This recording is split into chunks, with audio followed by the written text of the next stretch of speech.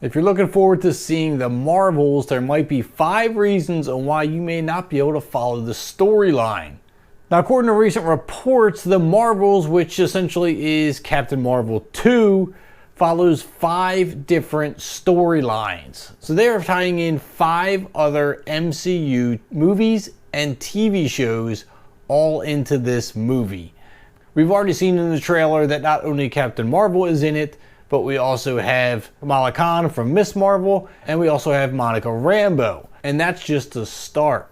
According to multiple reports, it's saying that Marvel Studios projects Captain Marvel, Wandavision, Miss Marvel, Avengers Endgame, and the new Secret Invasion series is all tied into this movie.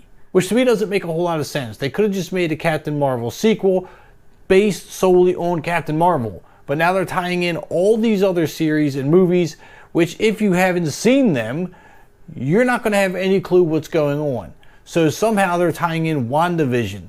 I don't know how. I've seen WandaVision. I think it's a great series. If you haven't seen it, you should see it just because it's a good series, not because it's tied in with this movie. Miss Marvel also being tied in. We saw Kamala in the trailer, so that's not a big surprise. But obviously, because she's in the trailer, she's in the movie, you're going to need to see the series to understand her story and why she's here. Unfortunately, I did not like the series.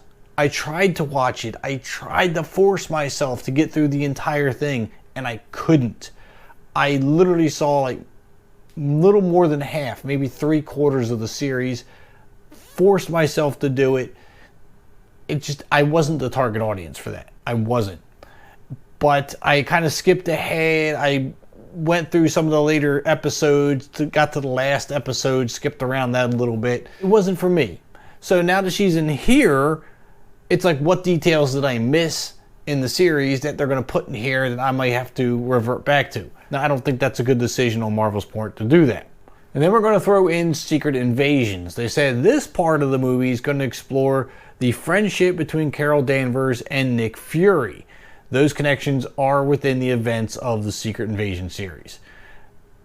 I don't understand, again, why they're going to tie this into a series that just started, that isn't getting very high ratings. People aren't watching it.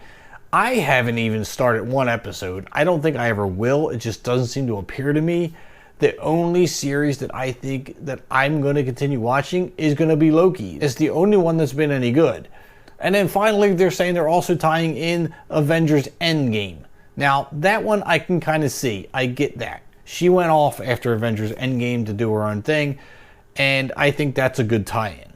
Everybody has seen Avengers Endgame.